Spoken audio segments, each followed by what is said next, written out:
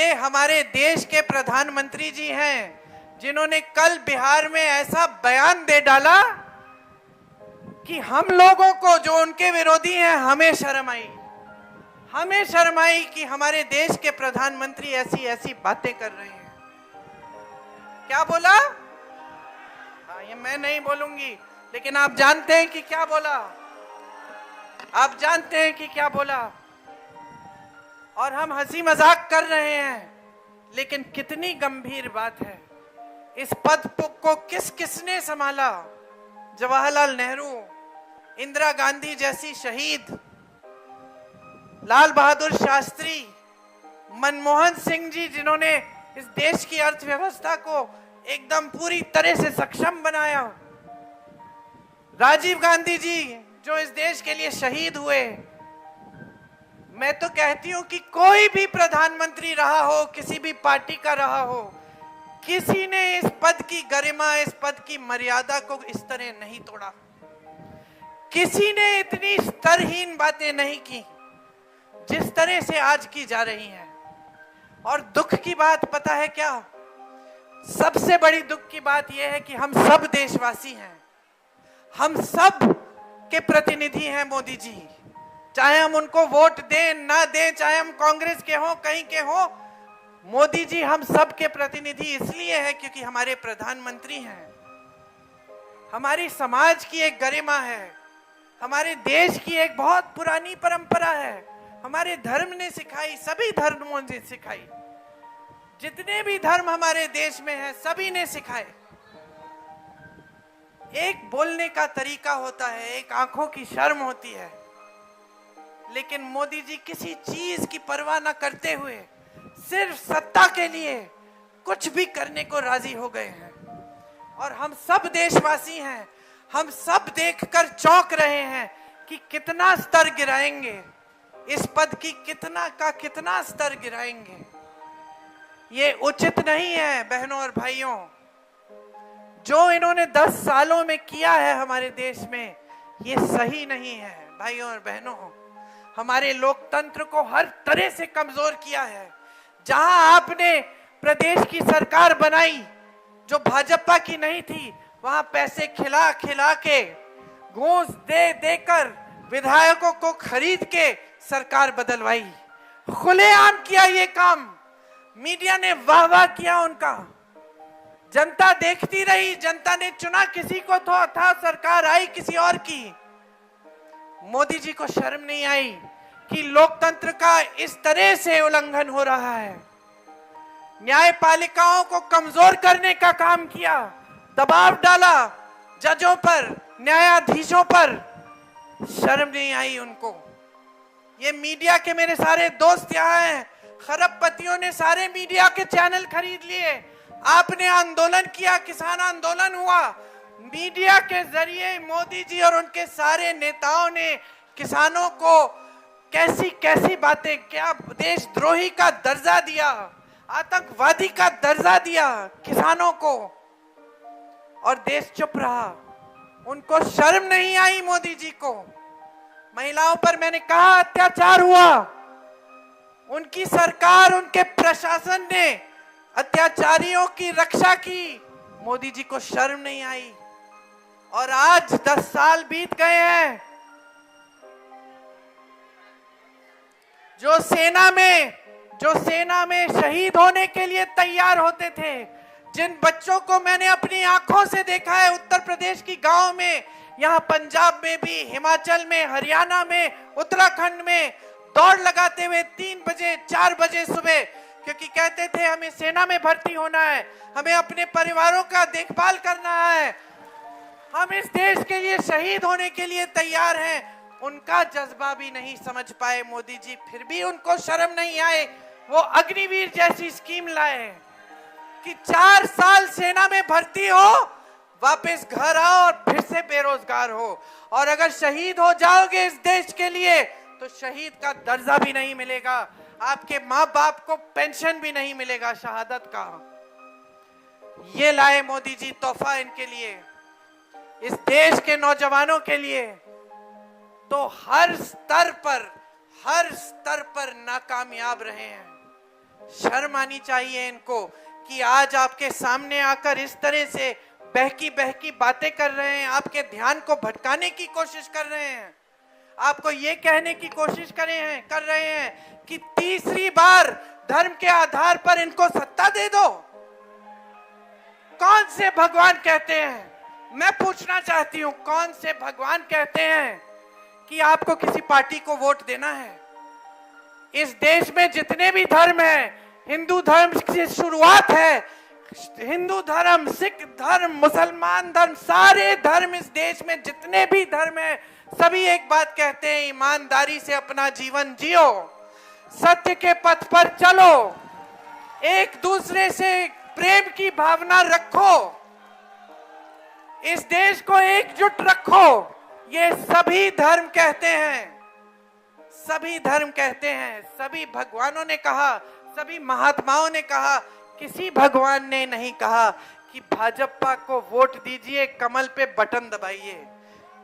और आज अगर भगवान आपके सामने उतर जाते, तो किसी भी धर्म के भगवान होते तो वो यही कहते कि अपनी सच्चाई पर उतरो, जागरूक बनो, इस देश की जनता हो, ये देश तुम्हारा है, इस धरती में तुम्हारा खून है, तुम्हारा पसीना है, तुम्हारे पूर्वजों की शहादत है, जागो।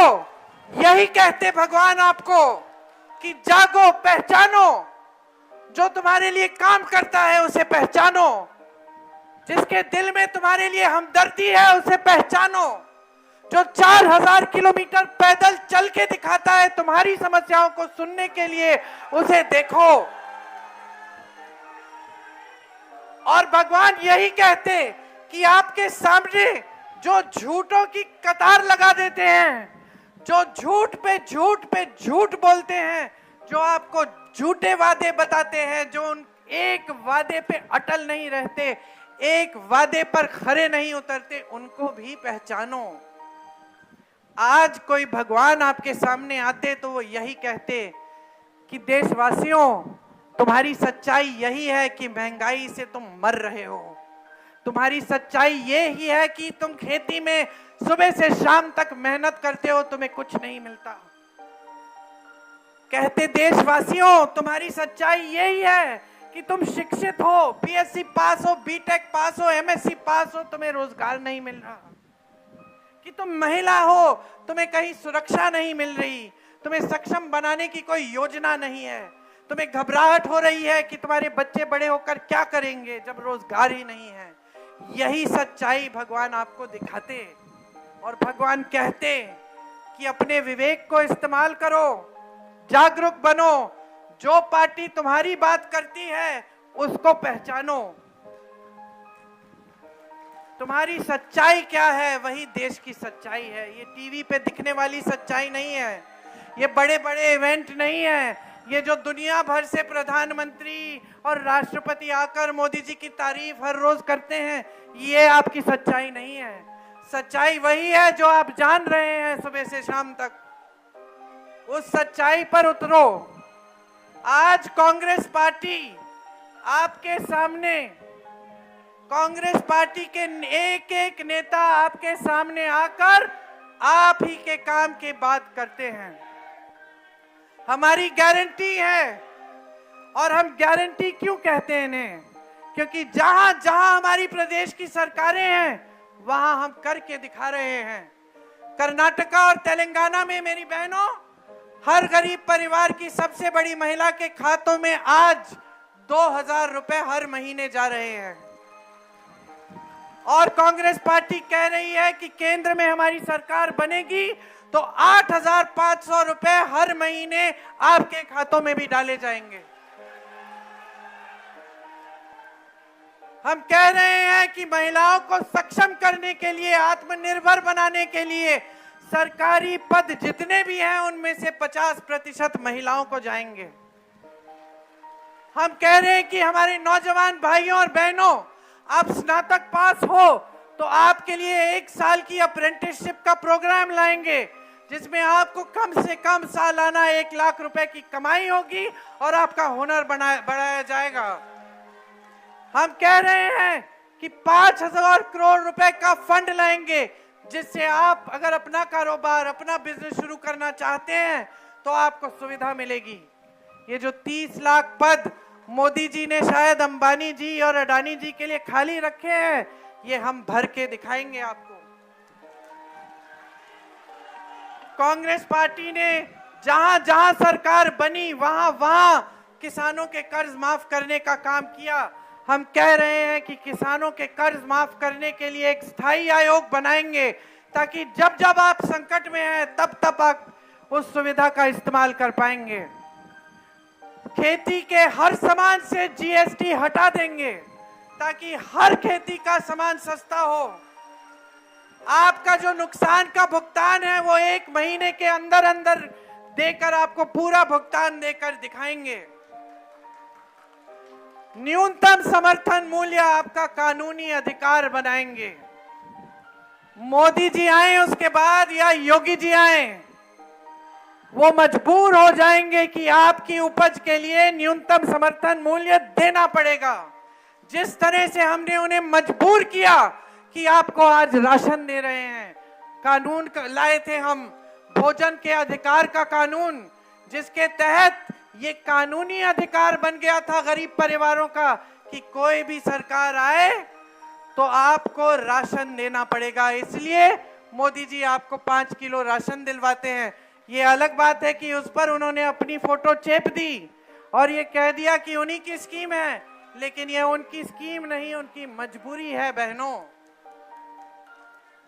इसी तरह से श्रमिकों के लिए हमने तय किया है कि पूरे देश भर में 400 रुपए से कम दिहाड़ी कोई नहीं दे पाएगा। ये कानून बनेगा। जैसे हम गांव में मनरेगा लाए और मोदी जी ने उसको कमजोर किया, हम मनरेगा, गांव वाले मनरेगा को मजबूत करेंगे और शहरों में मनरेगा लाएंगे जैसी स्कीम लाएंगे, जिससे 100 दिन का रोजगार शहरों में भी पक्का मिलेगा।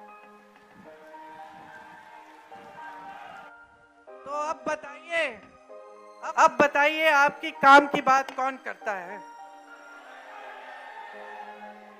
आपकी काम की बात कांग्रेस पार्टी शुरू से कर रही है।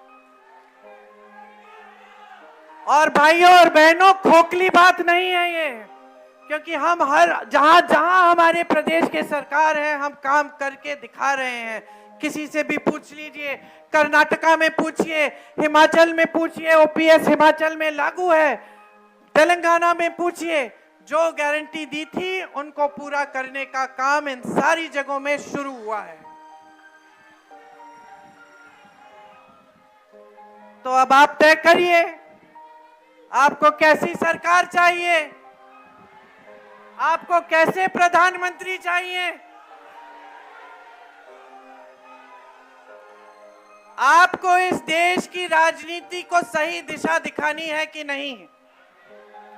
चंडीगढ़ से आप संदेश भेजेंगे कि नहीं? पूरे देश भर में संदेश जाना चाहिए कि हमें एक सच्ची राजनीति वापस चाहिए।